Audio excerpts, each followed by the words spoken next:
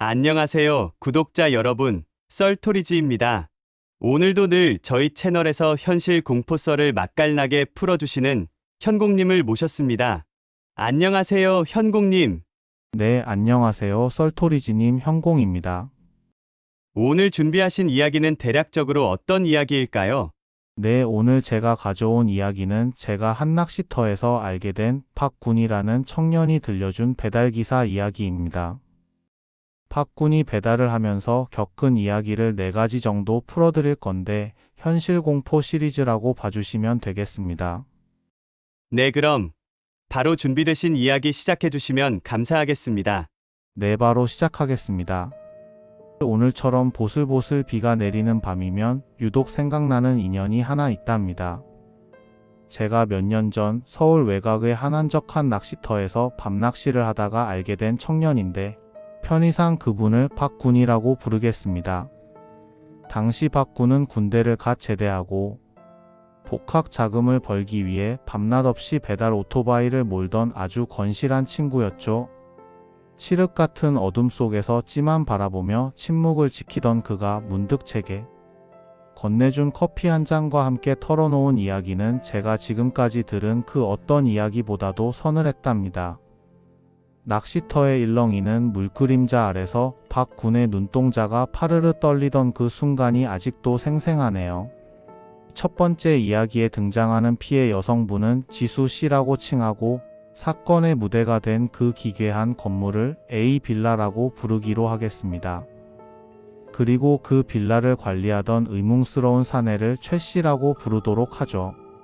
자, 그럼 박군이 겪었던 그 소름 끼치는 403호의 천장 손님 이야기, 그날의 공기와 습도, 그리고 박군의 호흡 하나하나까지 담아 아주 상세하게 풀어보겠습니다. 박군이 처음 배달 일을 시작했을 때 그가 주로 담당했던 구역은 경기도의 어느 신도시 끝자락에 위치한 SC 어동이라는 곳이었답니다. 이곳은 새로 지어진 빌라들이 우후죽순 들어서 있었지만 아직 인프라가 다 갖춰지지 않아 밤만 되면 가로등조차 듬성듬성 켜져 아주 을씨년스러운 분위기를 자아내던 동네였죠. 그 중에서도 A 빌라는 유독 외진 곳에 자리 잡고 있었는데 박군은 그곳 403호에 사는 지수 씨를 유독 기억에 남는 단골로 꼽았답니다. 지수 씨는 당시 갓 취업한 사회초년생이었는데 야근이 잦아 밤늦게 퇴근하며 항상 1인분 배달 음식을 시키곤 했답니다. 처음 그녀를 봤을 때 박군은 참 밝고 씩씩한 사람이라고 생각했답니다. 배달을 갈 때마다 엘리베이터 앞까지 마중 나와 오늘 날씨가 추운데 고생이 많으시다며 주머니에서 따뜻한 캔커피를 꺼내 건네주던 분이었으니까요. 박군은 그런 지수 씨의 작은 배려 덕분에 고단한 밤길 운전의 피로를 잊곤 했다고 하더군요. 하지만 사건이 발생하기 약 2달 전부터 지수 씨의 상태가 눈에 띄게 나빠지기 시작했답니다. 평소엔 깔끔하게 머리를 묶고 화사한 홈웨어를 입고 나오던 분이 어느 날부터인가 며칠은 감지 않은 듯한 떡진 머리에 초췌한 안색으로 문을 열어주더라는 거죠. 무엇보다 이상했던 건 그녀의 눈빛이었답니다. 박군과 눈을 제대로 맞추지 못하고 자꾸만 집안 어딘가를, 특히 거실 천장이나 어두운 주방 구석을 강박적으로 훑어보는 모습이 마치 보이지 않는 무언가에 쫓기는 사람 같았다고 하더군요. 지수 씨는 배달 음식을 받을 때마다 문을 아주 조금만 열고 밖으로 몸을 반쯤 내민 채 서둘러 결제를 마치곤 했답니다. 박군은 처음엔 그저 요즘 일이 많이 힘드신가 봐요 라며 걱정 섞인 안부를 건넸지만 지수 씨의 대답은 박군의 예상과는 전혀 달랐답니다. 그녀는 떨리는 목소리로 이 건물에 혹시 쥐가 사는 건 아닌지, 밤마다 위에서 뭔가가 슥슥 기어다니는 소리가 들려 잠을 한숨도 못 잤다고 속삭였다는군요. 박군은 그 말을 듣고 고개를 갸웃했답니다. A 빌라는 지어진 지 1년도 안 된 신축이었고 무엇보다 403호는 그 빌라의 꼭대기층이었거든요. 403호 위층은 바로 옥상이기에 층간소음이 날 대상이 아예 없다는 사실을 잘 알고 있던 박군은 그때부터 묘한 위질감을 느끼기 시작했답니다. 지수 씨는 이어지는 며칠 동안 더욱 기괴한 일들을 겪었다고 털어놓았답니다. 자고 일어나면 분명히 닫아두었던 안방 문이 활짝 열려 있다거나 욕실 선반 위에 올려둔 칫솔이 기분 나쁘게 젖어 있는 것을 발견했다는 거죠. 심지어는 혼자 사는 집안에서 낯선 남자의 땀, 냄새와 비릿한 채취가 섞인 향기가 코를 찌를 때가 있었다고 하더군요. 여기서 끝이 아니었습니다. 지수 씨가 가장 공포를 느꼈던 건 집안의 물건 위치가 아주 미세하게 바뀐다는 점이었답니다. 퇴근하고 돌아오면 침대 시트에 누군가 앉았던 듯한 주름이 잡혀 있고 냉장고 속의 반찬 통 위치가 교묘하게 달라져 있었다는 거죠. 그녀는 관리소에 가서 CCTV 확인을 요청했지만 관리인 최 씨는 오히려 지수 씨를 나무랐다고 합니다. 이 빌라는 보안이 철저해서 외부인은 절대 들어올 수 없는데 아가씨가 요즘 너무 예민해서 환청을 듣거나 건망증이 생긴 게 아니냐며 몰아세웠다는군요. 해박군이 그날 낚시터에서 말하길 당시 최 씨의 태도가 정말 이상했답니다. 평소엔 입주민들에게 굽신거리던 사람이 유독 지수 씨의 민원에는 날카롭게 반응하며 마치 무언가를 숨기려는 듯한 인상을 주었다는 거죠. 지수 씨는 그 뒤로 자신의 정신을 의심하며 극심한 불면증에 시달렸고 밤마다 거실 불을 켜놓은 채 뜬 눈으로 밤을 지새웠답니다. 박 군은 배달을 갈 때마다 조금씩 말라가는 지수 씨를 보며 마음이 참 안 좋았다고 하더군요. 그러던 어느 날 박 군은 지수 씨의 집 현관 근처 벽면에서 아주 작은 흠집들을 발견했답니다. 누군가 사다리를 놓았다가 뺀 것 같은 자국이었는데 그때만 해도 박 군은 그저 건물 보수 공사의 흔적이겠거니 생각했답니다. 하지만 진실은 그보다 훨씬 끔찍한 것이었죠. 지수 씨는 어느 날 밤 샤워를 하던 중 환풍기 너머에서 누군가 숨을 죽이고 자신의 이름을 나직하게 부르는 소리를 들었다고 박 군에게 나중에 고백했답니다. 그 소리는 너무나 미세해서 환청이라 치부하기엔 소름 끼치도록 선명했다는 거죠.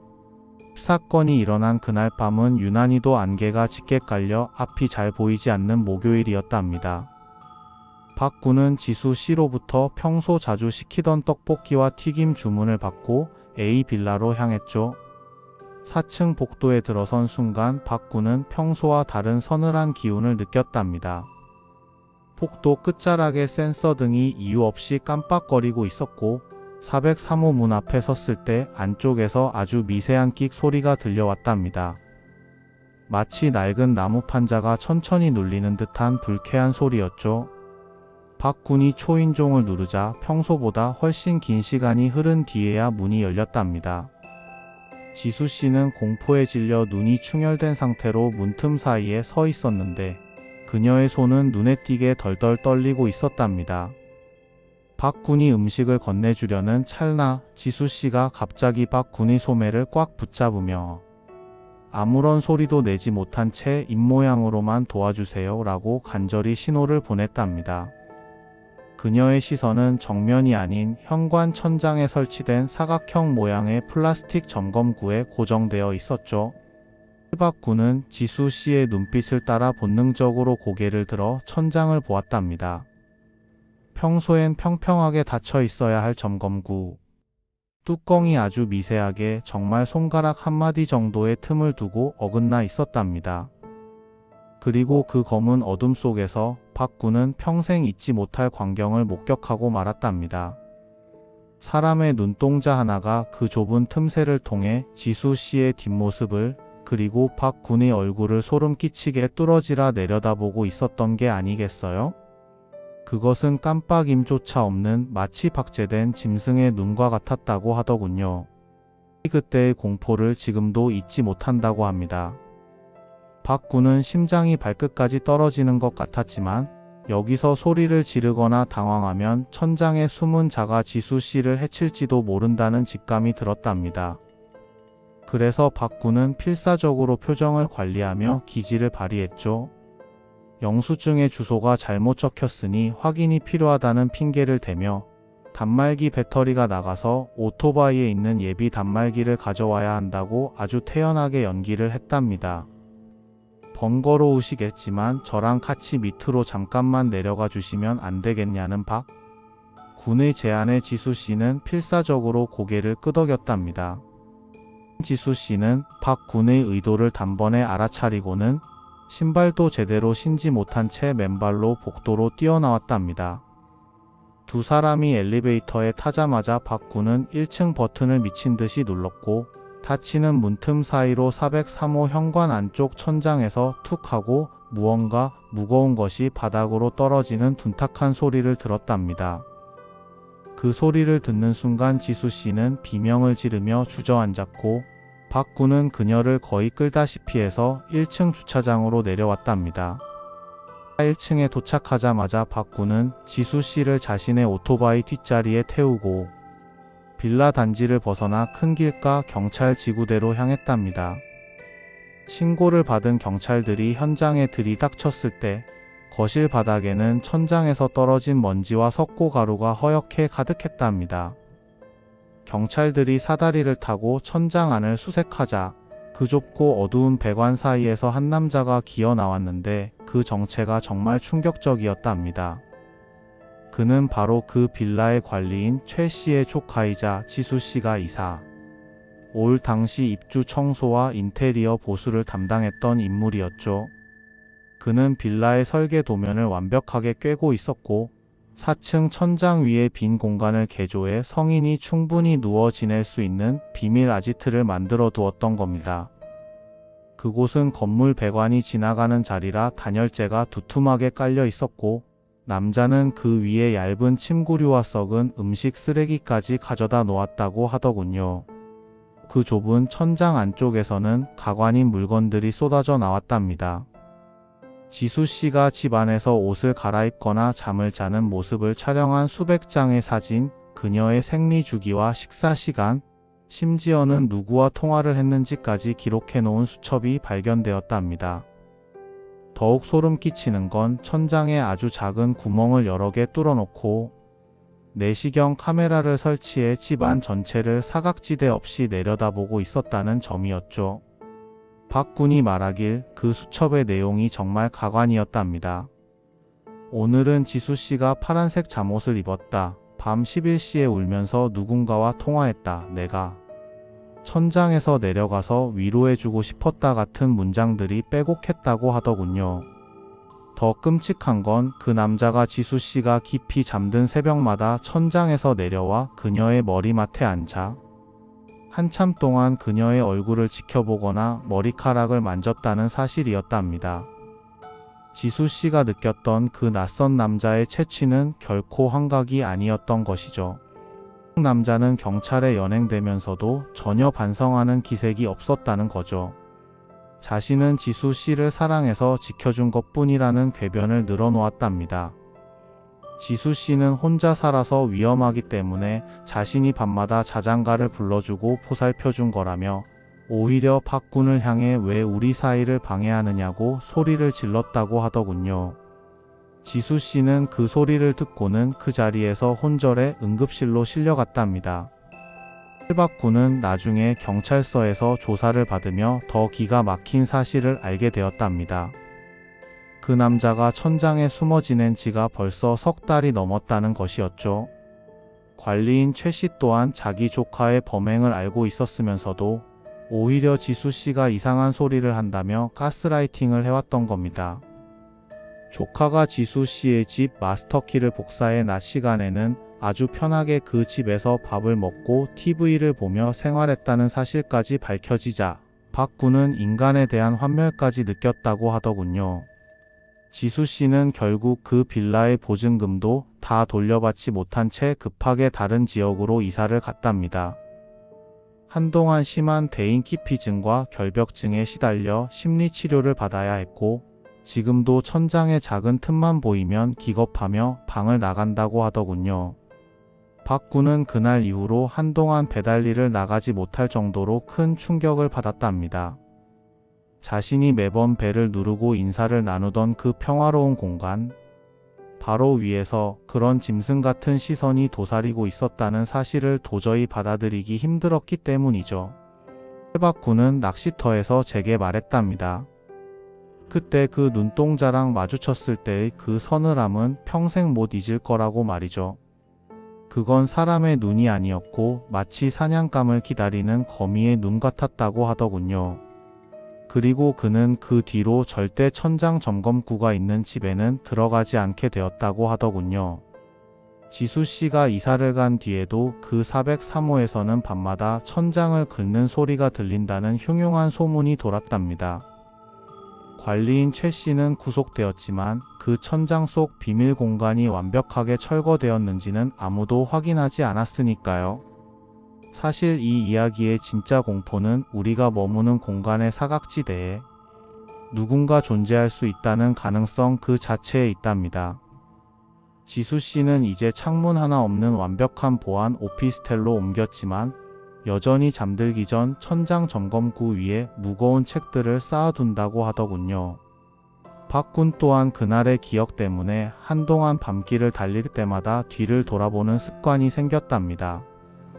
세상에서 가장 무서운 건 역시 귀신이 아니라 일그러진 욕망을 가진 사람이라는 걸 절실히 느꼈던 거죠.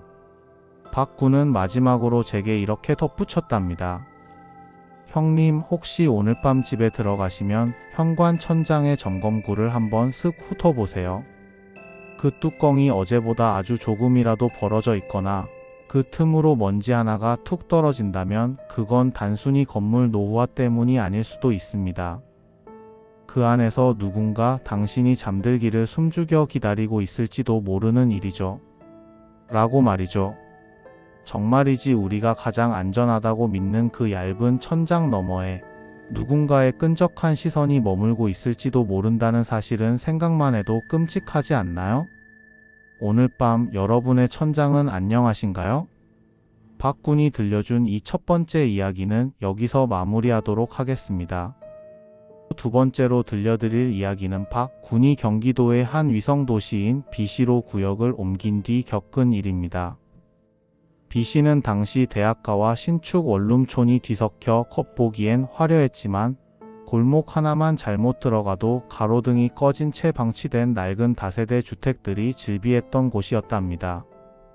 그 소름 끼치는 사건의 중심에 있었던 피해 여성분은 미나 씨라고 부르기로 하고 그날 밤 박군을 사지로 몰아넣었던 그 기괴한 박수 소리의 진실을 아주 세밀하게 들려드리겠습니다.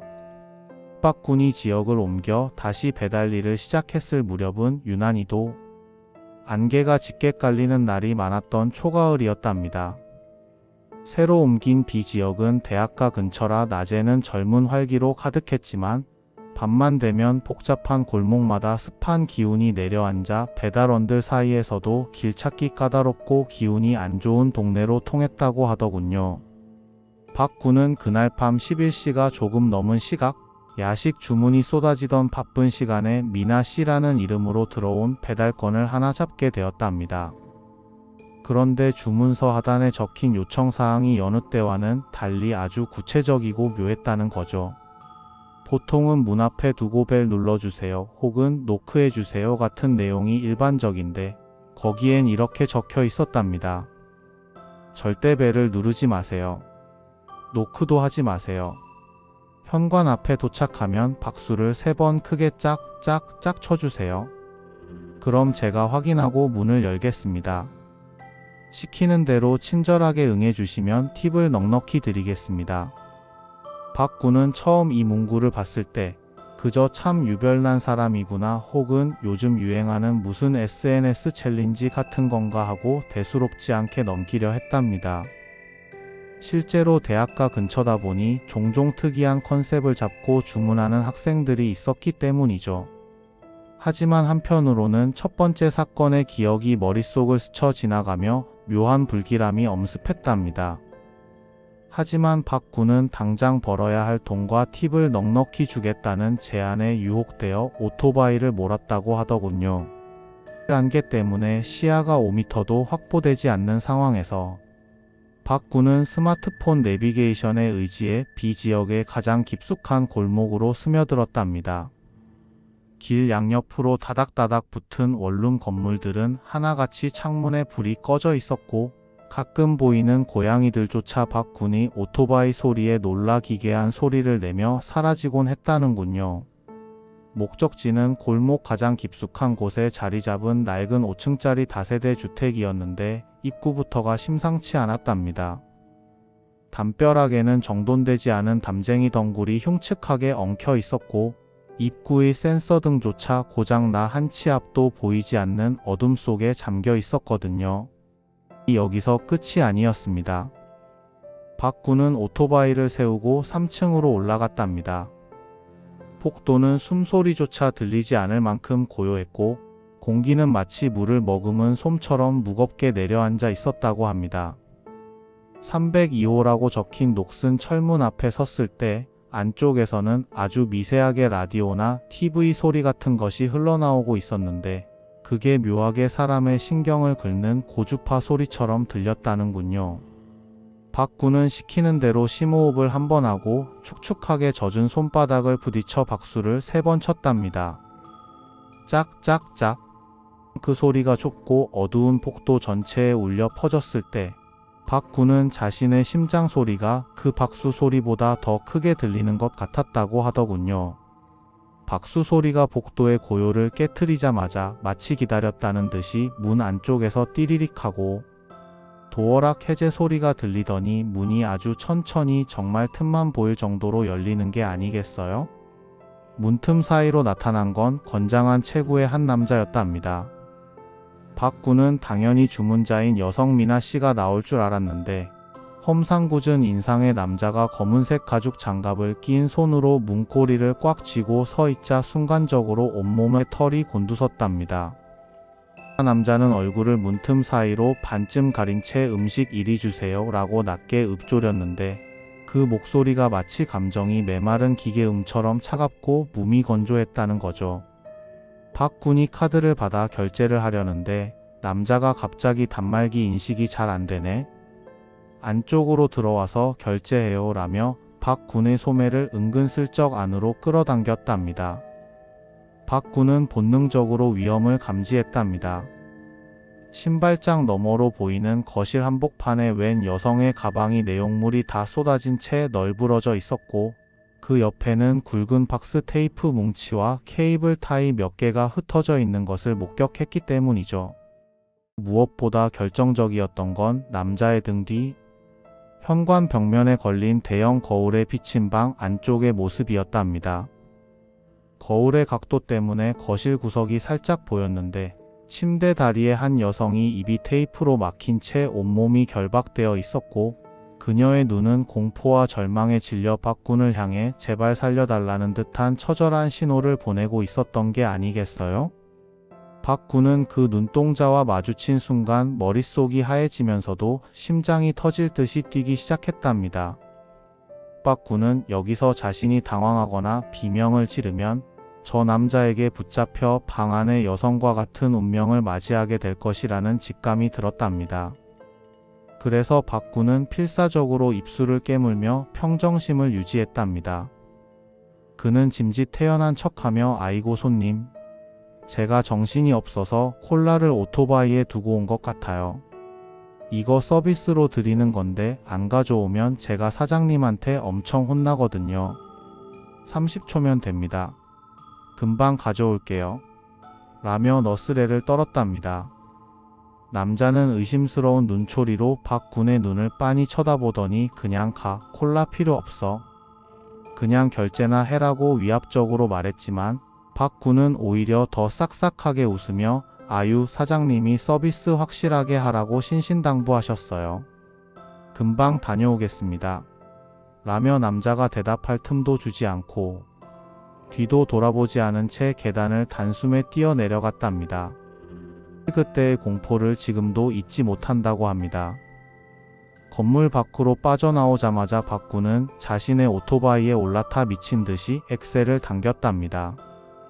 골목을 2번 정도 꺾어 큰 길가에 도착한 뒤에야 오토바이를 멈추고 덜덜 떨리는 손으로 경찰에 신고를 했답니다.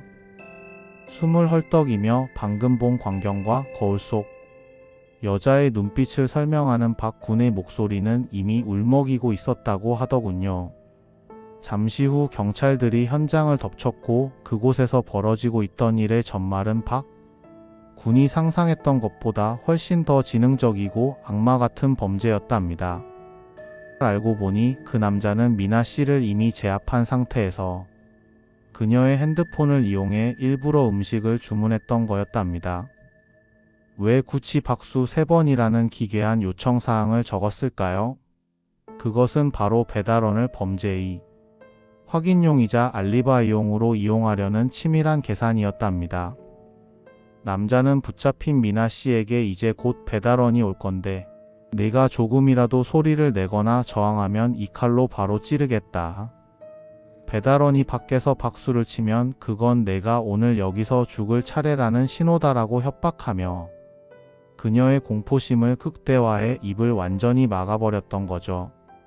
그때의 공포를 지금도 미나 씨는 잊지 못한다고 합니다. 밖에서 박수 소리가 들리는 순간 그녀는 자신의 목숨이 끊어지는 소리처럼 느꼈다는군요. 남자는 배달원이 박수를 치게 함으로써 외부에서 들리는 초인종 소리나 큰 소음을 차단하고 나중에 혹시라도 이웃들이 수상한 소리를 들었다고 증언할 때 그건 배달원이 장난치며 박수를 친 소리였다라고 둘러대기 위한 치밀한 알리바이를 만들려 했던 것이었죠. 우박군이 경찰 조사를 받으며 알게 된 사실은 더욱 충격적이었답니다. 남자는 미나 씨를 납치한 후 그녀의 부모에게 몸값을 요구하기 전에 배달원을 불러 상황을 테스트했던 것이라고 하더군요. 배달원이 박수를 치고 아무 일 없다는 듯이 음식을 건네고 가면 그건 자신의 통제가 완벽하게 먹혀들고 있다는 증거로 삼았답니다. 또한 배달원이 시키는 대로 박수를 치고 평화롭게 음식을 전달하고 가는 모습을 현관 근처 CCTV에 남김으로써 경찰 수사가 시작되더라도 배달원을 범행 당시 현장에 있었던 평온한 증인으로 세우려 했던 겁니다. 즉 배달원조차 아무런 이상을 느끼지 못할 만큼 집안이 평온했다는 것을 증명하기 위해 박 군을 이용하려 했던 것이죠. 남자는 그 지역에서 혼자 사는 여성들을 대상으로 택배기사나 수리기사를 사칭해 침입하는 연쇄 납치 및 감금범이었다는 사실이 드러났답니다. 박 군은 나중에 경찰 조사를 받으며 그 남자의 집 안에서 자신 말고도 다른 배달원들이 남긴 영수증이 수북하게 쌓여 있는 것을 보고 온몸에 피가 거꾸로 솟는 기분이었다고 하더군요. 그들은 모두 남자의 박수 혹은 특정 리듬의 노크 요청에 따라 시키는 대로 행동했고 아무것도 모른 채 그 죽음의 문 앞에서 범죄의 공범 아닌 공범 역할을 수행하며 돌아갔던 것이었죠. 만약 그들이 조금만 더 세심하게 집안을 살폈더라면 더 많은 피해자를 막을 수 있었을지도 모른다는 생각에 박 군은 한동안 자책감에 시달렸답니다. 미나 씨는 박 군의 기지 덕분에 다행히 신체적인 큰 해는 입지 않고 구조될 수 있었답니다. 하지만 그녀는 구조된 후에도 누군가 손뼉을 치는 소리나 텔레비전에서 박수 소리만 들리면 발작을 일으킬 정도로 심한 외상 후 스트레스 장애에 시달리게 되었다고 하더군요. 가장 안전해야 할 자신의 집에서 타인의 손에 들린 박수 소리가 자신의 사형 선고처럼 들렸던 그 기억은 평생 지워지지 않는 낙인이 되었던 겁니다. 박 군 또한 한동안 배달 일을 할 때마다 요청사항에 벨 누르지 마세요 라는 문구만 봐도 손바닥이 축축하게 젖어오고 심장 박동이 빨라지는 증상을 겪었답니다. 이 박 군은 제게 이렇게 말했답니다. 형님, 친절이라는 가면 뒤에 숨겨진 그 기괴한 요청들이 얼마나 무서운 건지 사람들은 모를 겁니다. 세상에 이유 없는 호의는 없고 특히나 배달원에게 특정 행동을 강요하는 그 순간이 누군가에게는 마지막 생명줄일 수도 있다는 걸요. 라고 말이죠. 정말이지 범죄자들의 수법이 날로 지능화되어가는 요즘 우리가 무심코 지나치는 사소한 행동 하나가 어떤 끔찍한 결과를 초래할지 생각하면 밤길이 무서워지는 건 어쩔 수 없나 봅니다.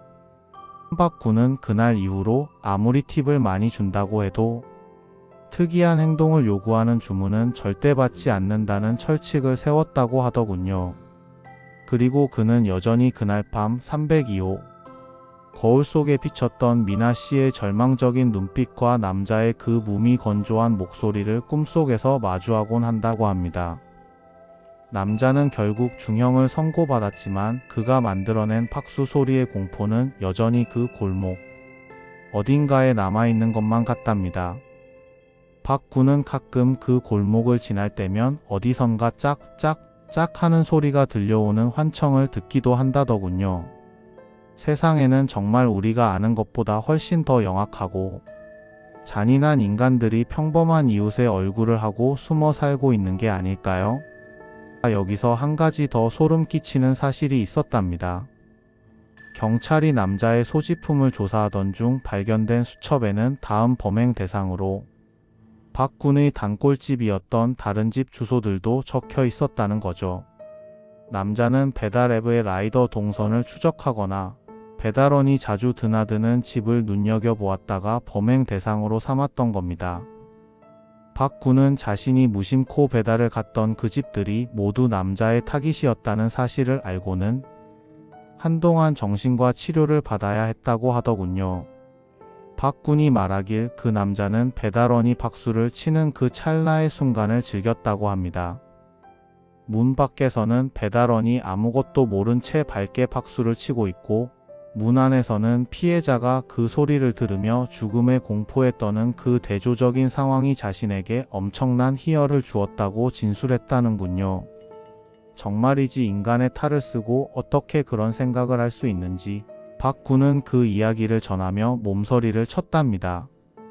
그 사건 이후 B 지역의 배달원들 사이에서는 한동안 박수 요청 주문이 금기시되었고 배달앱 본사에서도 특이한 요청 사항에 대한 모니터링을 강화하는 계기가 되었다고 합니다.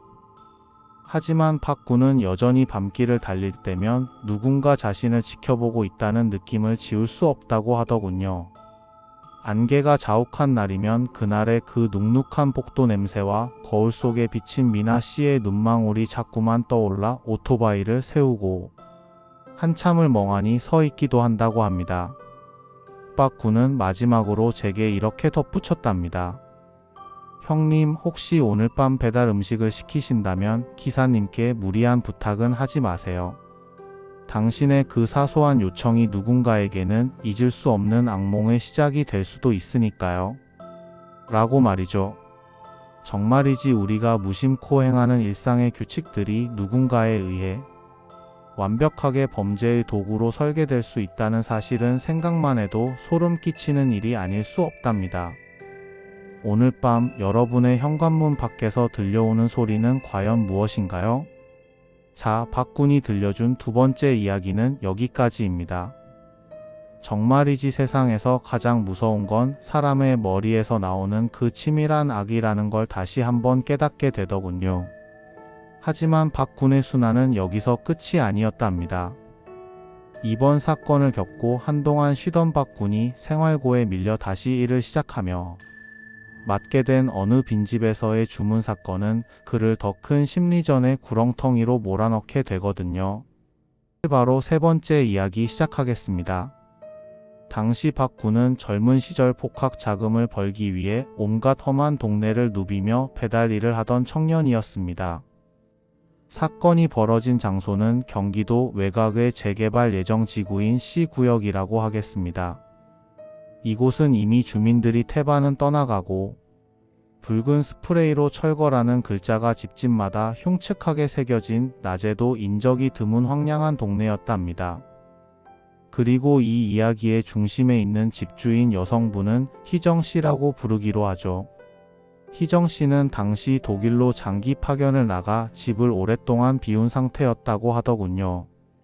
자, 그럼 박 군이 그 적막한 유령 도시 같은 C구역의 빈집에서 마주했던 지독한 공포 속으로 그날의 습한 공기까지 담아 아주 천천히 들어가 보겠습니다. 박 군이 C구역을 담당하게 된 건 그가 배달 일을 시작한 지 겨우 3개월째 되던 무렵이었답니다. 당시 C구역은 말 그대로 버려진 땅이었는데 가로등조차 제 역할을 못해 밤만 되면 오토바이 헤드라이트에 의지해 미로 같은 골목을 헤매야 했다더군요. 사실 희정 씨는 박 군이 아주 오래된 단골이었답니다. 그녀는 독일로 떠나기 전 박 군에게 자기가 집을 비우는 동안 혹시라도 대문에 이상한 표식이 생기거나 누군가 침입한 흔적이 보이면 연락을 달라고 신신당부를 하고 떠난 상태였다고 합니다. 박 군은 그 대가로 꽤 넉넉한 팁을 미리 받았기에 가끔 그 집 앞을 지날 때면 유심히 살피곤 했답니다. 그러니 202호 그 집은 마땅히 아무도 살지 않는 먼지만 쌓여가는 빈집이어야만 했던 거죠. 그런데 어느 지독하게 안개가 짙던 화요일 새벽 2시, 박 군의 배달 앱에 도저히 믿기지 않는 주문이 하나 떴답니다. 목적지는 바로 희정 씨의 집인 C구역 202호였고 주문자의 성함도 너무나 선명하게 희정이라고 적혀 있었다는 게 아니겠어요? 박 군은 처음에 자기 눈을 의심하며 단말기를 몇 번이고 다시 껐다 켰답니다. 분명 독일에서 일하고 있을 희정 씨가 야식을 시켰을 리 없었으니까요. 그런데 주문서 하단에 적힌 요청사항이 박 군의 온몸을 굳게 만들었답니다. 거기엔 해외 로밍 중이라 전화는 안 되니 벨 누르지 마세요. 문틈으로 카드를 드릴 테니 결제만 해주시고 음식은 문 앞에 두고 가세요. 라는 아주 구체적인 지시가 적혀 있었다는 거죠. 박 군은 묘한 위화감을 느끼면서도 혹시나 희정 씨가 급하게 귀국해 배가 고픈 건 아닐까 하는 생각에 서둘러 음식을 챙겨 오토바이를 몰았답니다. C구역으로 들어설수록 안개는 더욱 짙어져 마치 끈적한 액체 속을 유영하는 기분이었다고 합니다. 희정 씨의 집 앞에 도착했을 때 마당은 이미 사람 키만큼 자란 잡초들이 흉물스럽게 일렁이고 있었답니다. 그런데 이상하게도 분명히 비어 있어야 할 2층 거실. 창문 사이로 아주 희미하게 푸른 빛이 새어나오고 있었다는군요. 마치 텔레비전을 아주 볼륨을 낮춰 켜놓은 것처럼 말이죠. 박 군은 조심스럽게 마당을 가로질러 낡은 나무 계단을 올라가 202호 문 앞에 섰답니다. 폭도는 자신의 거친 숨소리조차 메아리쳐 들릴 정도로 고요했고 그 정막을 깨고 들려온 것은 아주 미세하게 웅웅거리는 기계음과 텔레비전 뉴스 소리였다고 하더군요. 박 군은 침을 꿀꺽 삼키며 문을 두드리려다가 문틈으로 카드 한 장이 스르르 삐져나오는 것을 보게 되었답니다. 여기서 끝이 아니었습니다. 카드를 내민 그 손은 박 군이 기억하던 희정 씨의 작고 고운 손이 아니라 손가락 마디마디가 비정상적으로 툭 붉어지고 손톱 밑에 시커먼 흙먼지가 가득 낀 아주 거칠고 창백한 남자의 손이었던 게 아니겠어요? 박 군은 순간 심장이 입 밖으로 튀어나올 것 같은 충격을 받았지만 필사적으로 평정심을 유지하며 그 차가운 카드를 받아들었답니다. 손끝을 타고 전해지는 그 지독한 냉기에 온몸의 털이 곤두섰고 마치 시신의 손과 접촉한 것 같은 불쾌한 감각이 내리를 스쳤다고 하더군요. 박 군은 일부러 목소리를 깔고 결제하겠다고 말하며 단말기에 카드를 꽂았답니다. 그런데 바로 그 순간 굳게 닫힌 문 너머로 텔레비전 뉴스 소리가 아주 작게 하지만 선명하게 들려왔답니다. 뉴스에서는 인근 교도소에서 이송 중 탈주한 강력범조 씨를 추적 중이라는 긴박한 소식이 흘러나오고 있었고 앵커의 목소리는 범인이 연고가 없는 폐가나 재개발 지역에 은신했을 가능성이 크니 주민들의 주의를 당부한다고 경고하고 있었답니다. 박 군은 그 짧은 찰나에 직감했답니다. 지금 이 문 뒤에 숨어서 자신을 지켜보고 있는 남자가 희정 씨가 아니라 뉴스에 나오는 그 위험한 탈주범일지도 모른다는 사실을 말이죠. 박 군은 단말기를 손에 쥔 채 일부러 시간을 끌기 시작했답니다. 단말기가 오래되어 마그네틱 인식을 잘 못하는 것 같으니 조금만 기다려달라고 아주 태연하게 연기를 했다는군요. 사실 그때 박 군의 손은 눈에 띄지 않게 덜덜 떨리고 있었고 머릿속으로는 수만 가지 생각이 스쳐 지나갔답니다. 그러자 문 안쪽에서 아주 낮고 거친 남자의 목소리가 들려왔답니다. 빨리 결제하고 꺼지라는 식의 위협적인 말투였다고 하더군요. 그 목소리는 마치 오랫동안 물 한 모금 마시지 못한 사람처럼 거칠게 갈라져 있었고 그 안에는 형용할 수 없는 광기와 살기가 서려 있었다고 박 군은 회상했답니다. 박 군은 카드를 결제하는 척하면서 슬쩍 고개를 숙여 문틈 사이를 훔쳐보았답니다. 현관 바닥에는 희정 씨의 예쁜 구두들 대신 흙먼지가 가득 묻은 낡은 운동화 한 켤레가 덩그러니 놓여 있었고 거실 한편에는 희정 씨가 아끼던 소파 커버가 갈기갈기 찢겨 바닥에 뒹굴고 있었다는군요. 무엇보다 소름 끼치는 건 거실 한복판에 희정 씨의 가족 사진들이 바닥에 흩뿌려져 있었고 그 위에 정체 모를 음식 찌꺼기들이 눌어붙어 있었다는 점이었죠. 이박 군은 여기서 더 지체하면 정말 위험하겠다는 판단을 내렸답니다. 그는 결제가 완료되었다고 말하며 영수증과 카드를 다시 문틈으로 밀어 넣었답니다. 그리고는 일부러 계단을 내려가는 발소리를 크게 내며 오토바이 근처로 가는 척했답니다. 하지만 박 군은 오토바이 시동을 걸지 않고 그대로 담벼락 그늘에 몸을 숨긴 채 상황을 지켜보았답니다. 잠시 후 현관문이 아주 조심스럽게 열리더니 모자를 깊게 눌러 쓴 남자가 밖으로 고개를 내밀어 주위를 살피는 게 아니겠어요? 남자는 배달된 음식을 낙채듯 들고 안으로 들어갔고 다시 문을 잠그는 철컥 소리가 골목에 메아리 쳤답니다. 박 군은 그 틈을 타 골목 끝으로 미친 듯이 달려가 숨을 몰아쉬며 경찰에 신고를 했답니다. 여기는 C구역 202호인데 빈집에 누군가 침입해 있습니다. 탈주범인 것 같습니다. 라고 말이죠. 경찰이 도착하기를 기다리는 그 10분이라는 시간이 박 군에게는 10년처럼 느껴졌다고 하더군요.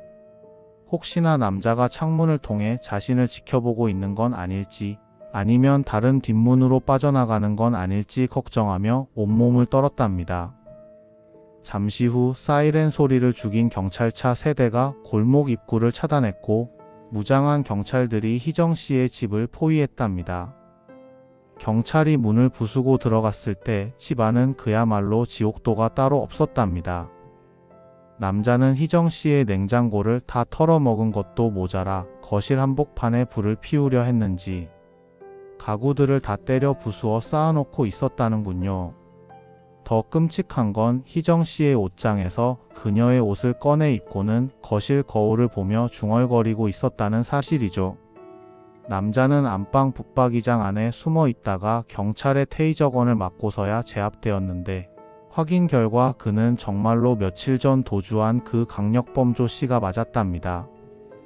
그는 재개발 지역의 빈집들을 돌아다니며 집주인의 우편함에서 카드를 훔치고 그 카드로 연명하며 은신처를 옮겨 다녔던 것이었죠. 그때의 공포를 지금도 잊지 못한다고 합니다. 경찰의 수사 결과 밝혀진 사실은 더욱 기괴했답니다. 그 남자는 단순히 그 집에 숨어 지낸 것이 아니라 희정 씨의 일기장과 편지들을 전부 읽으며 마치 자신이 희정 씨의 삶을 대신 살고 있는 것 같은 착각에 빠져 있었다고 하더군요. 박 군이 결제했던 카드는 희정 씨가 비상용으로 신발장 깊숙이 숨겨두었던 카드였는데 남자가 그것을 찾아내어 태연하게 사용해왔던 것이었죠. 만약 박 군이 희정 씨와의 인연이 없었거나 그 주소를 무심히 지나쳤더라면 그 위험한 범죄자는 훨씬 더 오랫동안 그곳에서 타인의 삶을 좀먹으며 숨어 지냈을 겁니다. 남자가 연행되면서 박 군과 눈이 마주쳤을 때 입꼬리를 비틀어 올리며 다음번엔 내 카드를 쓰게 해달라고 속삭이는 듯한 표정을 지었다는군요. 그 소름 끼치는 미소는 지금도 박 군의 악몽 속에 등장한다고 합니다. 박 군은 나중에 독일에서 소식을 듣고 놀라 달려온 희정 씨로부터 감사의 인사를 받았지만 정작 본인은 그 뒤로 한동안 빈집 근처에는 얼씬도 하지 못했답니다. 사실 우리 주변에는 우리가 모르는 사이에 누군가에 의해 침범당한 공간들이 참 많답니다. 박 군은 그날 이후로 가끔 불이 꺼진 채 방치된 빈집들을 볼 때마다 저 안에서 누군가 타인의 카드를 들고 다음 주문을 망설이고 있는 건 아닐까 하는 생각에 몸서리를 친다고 하더군요. 가장 안전해야 할 보금자리가 범죄자의 은신처로 변해버린 그 현장을 목격한 뒤로 그는 세상의 모든 정적을 의심하게 되었답니다. 이 이야기는 당시 지역 신문에도 작게 실렸지만 박 군이 느꼈던 그 치밀한 심리전의 무게는 활자로 다 담아낼 수 없는 것이었죠. 남자가 검거되던 순간 박 군과 눈이 마주쳤을 때 지었던 그 기괴한 미소는 지금도 박 군의 악몽 속에 등장한다고 합니다. 마치 자신은 언제든 다시 돌아올 수 있다는 무언의 경고 같았다고 하더군요. 박 군은 이 사건 이후로 배달앱의 주소를 확인할 때마다 손바닥에 땀이 찰 정도로 심한 긴장감을 느꼈답니다. 빈집이라는 공간이 주는 특유의 스산함과 그 안을 채운 타인의 악의가 만들어낸 이 비극적인 에피소드는 우리 사회의 사각지대가 얼마나 위험할 수 있는지를 다시 한번 상기시켜 준답니다. 박 군은 말했습니다. 세상에서 가장 무서운 건 귀신이 아니라 우리 곁에 숨어 있는 사람이며 그 중에서도 타인의 삶을 통째로 훔치려 드는 그 비틀린 욕망이야말로 진정한 공포라고 말이죠. 당시 그 동네에 남겨진 폐허들은 마치 남자의 비틀린 자아를 대변하듯 기괴하게 뒤틀려 있었고 그 골목을 지나는 이들은 지금도 알 수 없는 오한을 느낀다고 하더라고요. 박 군은 그날의 기억을 떨치기 위해 수차례 이사를 했지만 여전히 밤늦은 시간에 들려오는 텔레비전 방송 소리만 들으면 가슴이 철렁 내려앉는다고 하더군요. 그 남자가 훔쳤던 것은 단순한 카드가 아니라 한 여성이 쌓아온 소중한 삶의 흔적과 평온함이었을지도 모른다는 거죠. 재개발이 끝난 지금 그 자리에는 세련된 아파트가 들어섰지만 박 군은 그곳을 지날 때마다 화려한 건물 뒤편에 숨겨진 그날의 차가운 정적을 떠올린답니다. 누군가의 빈자리를 비집고 들어와 주인의 행세를 하던 그 남자의 눈빛은 어쩌면 우리 사회가 외면하고 있던 고립된 영혼의 가장 추악한 단면이었을지도 모른다는 생각을 하게 된다는 거죠. 당신의 우편함에 쌓여있는 고지서 한 장, 무심코 열어둔 창문 틈 하나가 누군가에게는 새로운 신분을 얻기 위한 초대장이 될 수도 있다는 사실이 정말 끔찍하지 않나요? 박 군은 여전히 낯선 문 앞에 서야 하는 사람들을 볼 때마다 속으로 짧은 기도를 한다고 하더군요. 부디 저 문 너머에 있는 사람이 정당한 주인이기를, 그리고 저 문을 여는 손길에 부정한 의도가 섞여 있지 않기를 말이죠. 우리가 매일 발을 딛고 서 있는 이 현실이 얼마나 얇은 얼음판 위를 걷는 것과 같은지 그는 그날 밤의 경험을 통해 뼈저리게 느꼈다고 하더라고요. 밤안개가 자욱한 낚시터의 풍경은 박 군의 이야기와 어우러져 더욱 몽환적이고도 기괴한 분위기를 자아냈답니다. 그 친구의 흔들리는 눈망울 속에서 저는 한 사람이 겪을 수 있는 공포의 임계점을 보았답니다. 그 뒤로 저 또한 집을 비울 때면 창문 잠금 장치를 몇 번이고 확인하는 습관이 생겼을 정도니까요. 세상에는 우리가 아는 것보다 훨씬 더 많은 비밀이 어둠 속에 숨어 있고 그 비밀이 문틈 사이로 카드를 내미는 순간 당신의 일상은 산산조각 날 수도 있다는 거죠. 박 군이 겪었던 그 길고 긴 밤의 사투는 결국 범인의 검거로 끝이 났지만 그가 남긴 경고는 여전히 공기 중에 남아 우리를 경계하게 만든답니다. 당신이 비우고 떠난 그 자리에 지금 이 순간 누군가 당신의 이름을 속삭이며 거울을 보고 있지는 않은지 한 번쯤 생각해보게 만드는 그런 밤이네요. 이 이야기는 단순히 운이 좋았던 한 청년의 영웅담이 아니랍니다. 그것은 보이지 않는 위협에 노출된 현대인의 취약성을 적나라하게 드러낸 비극에 가깝다는 거죠. 박 군은 그날 이후로 타인에게 자신의 이름이 알려지는 것을 극도로 꺼리게 되었고 심지어 택배 상자에 붙은 송장조차 갈기갈기 찢어버린다고 하더군요. 그만큼 그날의 트라우마가 깊게 박혔다는 뜻이겠죠. 텔레비전 화면에 푸른빛이 창밖으로 새어나오던 그 기괴한 풍경은 어쩌면 우리 사회의 안전망이 뚫린 곳에서 피어오른 톡버섯 같은 경고등이었을지도 모른다는 생각을 해봅니다. 그 친구가 낚시 장비를 챙기며 제게 마지막으로 건넸던 말이 생각나네요. 형님, 혹시 오늘 밤 집에 들어가셨는데 평소와 다른 냄새가 나거나 물건의 위치가 아주 미세하게 바뀌어 있다면 그냥 그 집에서 나오세요. 그건 더 이상 형님의 집이 아닐 수도 있으니까요. 라고 말이죠. 자, 벌써 마지막 네 번째 이야기입니다. 지체 없이 바로 시작하도록 할게요. 우박군이 그 지옥 같은 현장으로 스스로 발을 들이게 된 건 유난히도 안개가 짙어 앞차의 미등조차 보이지 않던 어느 축축한 금요일 밤이었답니다. 당시 박군은 앞서 겪었던 여러 기괴한 사건들 때문에 극심한 트라우마에 시달리고 있었지만 현실은 그에게 쉴 틈을 주지 않았답니다. 연체된 이자와 곧 탁칠 동생의 등록금 고지서는 그를 다시금 차가운 아스팔트 위로 내몰았다고 하더군요. 그날따라 주문은 유독 없었고 텅 빈거리는 가로등, 불빛마저 안개에 먹혀 마치 거대한 괴물의 뱃속처럼 눅눅하고 불쾌했답니다. 그러던 밤 11시 45분경 배달 앱의 날카로운 알람 소리가 정적을 깨트렸는데 화면에 뜬 배달 팁의 액수가 무려 10만 원이었다는 거죠. 보통의 라이더들이라면 이거 분명 취객이 장난친 거다라며 무시했겠지만 통장 잔고가 바닥을 보이던 박군에게 그 금액은 거부할 수 없는 구원의 손길처럼 느껴졌답니다. 음식은 강남의 이름난 일식집에서 준비된 모둠의 대자였고 주문서 하단에는 붉은색 글씨로 아주 구체적인 지시사항이 강조되어 있었답니다. D 폐공장 단지 입구에 도착하면 절대 전화를 하지 마세요. 소음이 발생하면 곤란한 작업 중이니 내비게이션이 가리키는 3번 창고 안으로 직접 들어와서 복도 끝 테이블에 음식을 올려두고 가시면 됩니다. 라는 내용이었죠. 박군은 묘한 위화감을 느꼈지만 이미 수락한 주문을 취소하면 페널티가 붙어 오늘 공을 칠지도 모른다는 생각에 애써 불안감을 억누르며 오토바이 시동을 걸었답니다. D 폐공장 단지로 들어설수록 안개는 더욱 끈적해졌고 가로등은 하나둘씩 자취를 감추었답니다.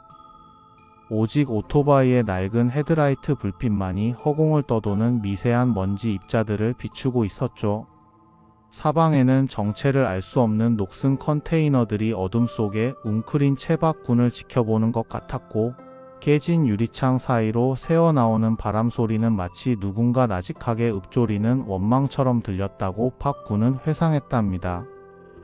마침내 내비게이션이 가리키는 낡은 3번 창고 앞에 도착했을 때 박군은 그곳에서 아주 이질적인 풍경을 목격하게 됩니다.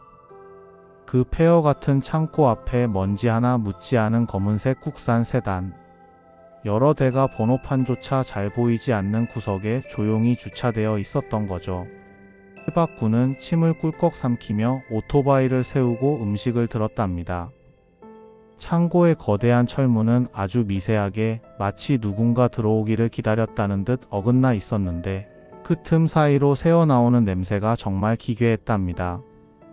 신선한 회 냄새가 아니라 코를 찌르는 강렬한 락스 냄새와 비릿한 피 냄새, 그리고 오래된 지하실의 곰팡이 냄새가 뒤섞인 아주 불쾌하고 끈적한 악취였죠. 박군은 배달 왔습니다 라고 나직하게 외치며 창고 안으로 발을 들였답니다. 그런데 창고 내부를 확인한 순간 박군은 그 자리에서 온몸에 피가 차갑게 식는 것 같은 공포를 느꼈답니다. 창고 한가운데에는 영화에서 보던 화려한 수술실이 아니라 조악하게 설치된 가벽 너머로 푸른색 비닐, 막이 사방에 처진 임시 진료소 같은 공간이 있었답니다. 그 비닐 너머로 강한 백색 전등이 켜져 있었고 그 아래에는 스테인리스로 제작된 투박한 테이블 위에 누군가 누워있는 실루엣이 비쳤다는군요. 더 소름 끼치는 건 하얀 가운 대신 방수 앞치마를 두른 사내들이 고무장갑을 낀 채 아주 기계적이고 차분한 동작으로 무언가를 아이스박스에 담고 있었다는 겁니다. 박군이 말하길 그곳에는 비명도 대화도 없었답니다. 오직 서걱거리는 칼질 소리와 비닐이 스치는 소리만이 정적을 메우고 있었는데 그 평온함이 오히려 기괴한 공포로 다가왔다는 거죠. 여기서 끝이 아니었습니다. 박 군의 기척을 느꼈는지 비닐막 뒤에서 한 사내가 무표정한 얼굴로 걸어 나왔답니다. 그는 의사라기보다는 토축장의 인부를 연상케 하는 둔탁한 체구였는데 박 군이 가져온 일식 봉투를 뺏어 들더니 아주 사무적인 말투로 물었답니다. 오늘 몸 상태는 좀 어떤가? 요즘 잠은 잘 자고? 약 먹는 거나 지병 있는 거 있나? 라고 말이죠. 박 군은 처음엔 그저 손님이 자신의 건강을 걱정해 주는 줄 알았지만 사내의 시선이 자신의 팔뚝과 목덜미의 혈관을 집요하게 훑고 있다는 사실을 깨닫는 순간 본능적으로 뒷걸음질을 쳤답니다. 그때 박 군의 시선이 창고 구석에 쌓인 폐기물 더미에 머물게 되었답니다. 거기에는 주인을 잃은 듯한 배달 가방 하나와 낡은 헬멧, 그리고 익숙한 배달 업체의 로고가 박힌 조끼가 피칠갑이 된 채 버려져 있었답니다. 박 군은 그제야 깨달았죠. 이곳은 단순히 장기를 매매하는 곳을 넘어 연고가 없고 추적이 어려운 젊은 라이더들을 고액 팁이라는 미끼로 유인해 신선한 공급처로 삼아온 지옥 같은 작업장이었다는 사실을 말이죠. 사내는 박 군의 시선이 머문 곳을 확인하더니 입꼬리를 비틀며 무전기로 누군가를 불렀답니다. 새 물건 왔다. 문 잠가. 박 군은 심장이 터질 것 같았지만 필사적으로 평정심을 유지하며 너스레를 떨었답니다. 아유 사장님, 제가 사실 간이 너무 안 좋아서 얼마 전에도 병원 다녀왔거든요. 이거 음식 결제만 해주시면 바로 가보겠습니다.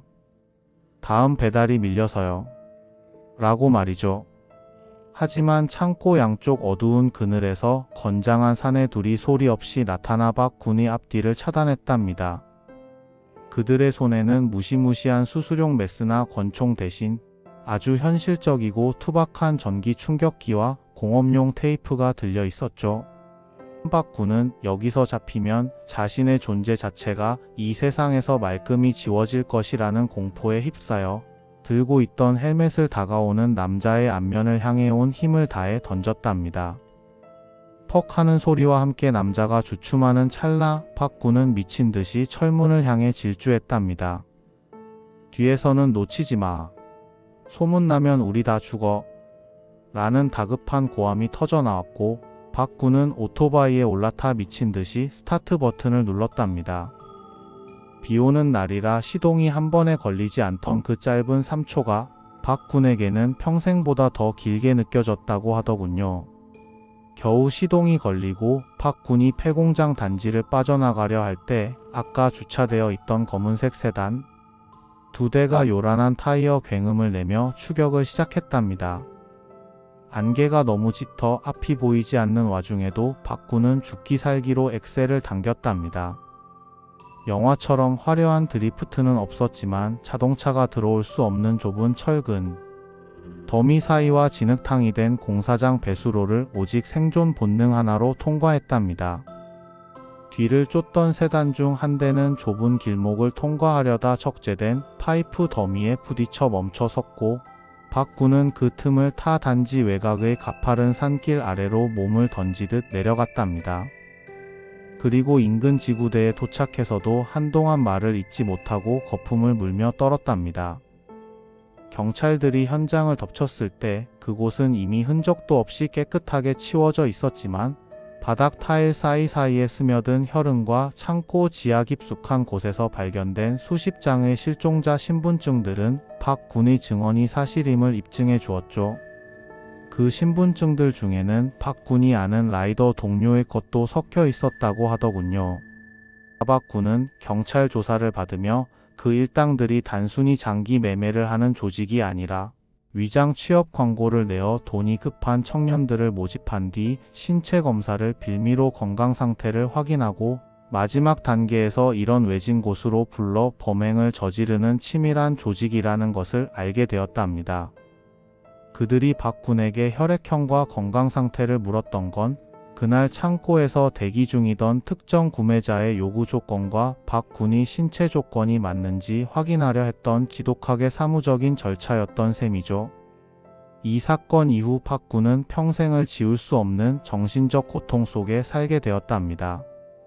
이제는 거리에 지나가는 오토바이의 작은 엔진 소리만 들어도 온몸의 근육이 경직되고 특히나 안개가 낀 날에는 집 밖으로 단 한 걸음도 나가지 못할 정도로 피폐해졌답니다. 그는 저와 술잔을 비우며 마지막으로 이렇게 덧붙였답니다. 형님, 우리가 가장 평범하게 생각하는 배달 앱의 그 친절한 요청사항이나 파격적인 팁 뒤에 인간의 목숨을 고깃덩어리처럼 무게로 재는 저울이 숨어 있을 거라곤 상상도 못했습니다. 라고 말이죠. 사실 우리가 사는 이 세상은 우리가 믿고 싶어 하는 것보다 훨씬 더 얇은 유리판 같은 안전망 위에 위태롭게 서 있는지도 모릅니다. 박군이 마주했던 그 폐공장의 작업장은 지금도 이름을 바꾸고 장소를 옮겨가며 누군가 또 다른 박군을 유혹하고 있을지도 모르는 일이죠.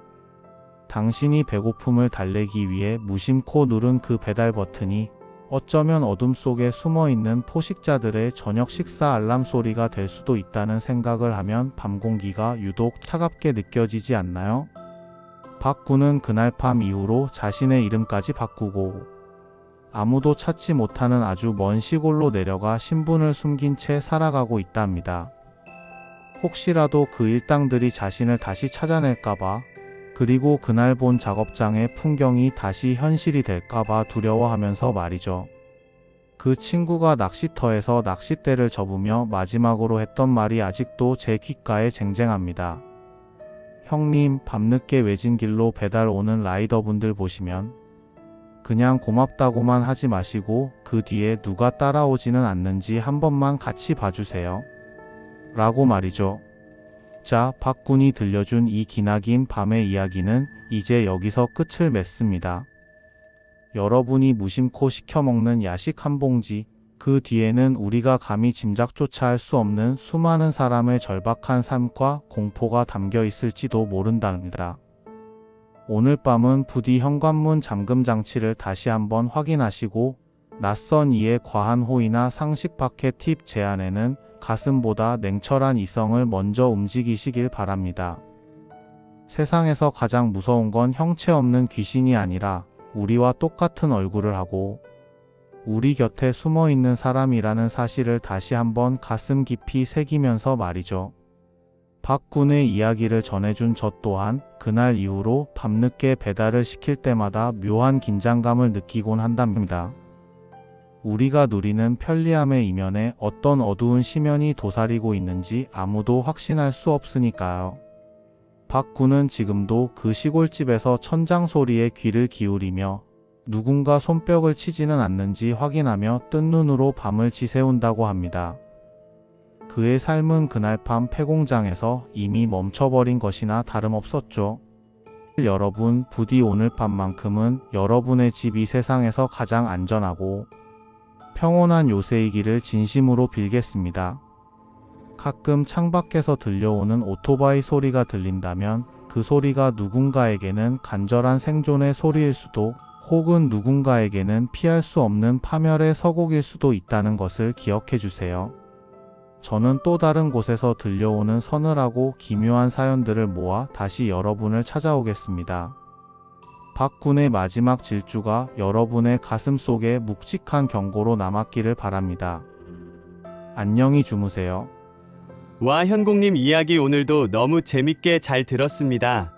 와, 오늘 이야기는 정말 배달기사님으로 겪을 수 있는 가장 무섭고도 천실감이 있는 공포 이야기였던 것 같습니다.